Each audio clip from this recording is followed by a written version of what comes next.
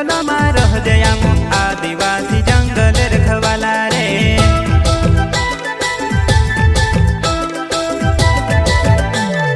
चल जंगल जमीन काज पूजे रे आदिवासी दुनिया ने रखवाला रे। बाप देव खतरी काज पूजे रे आदिवासी सबसे निराला रे।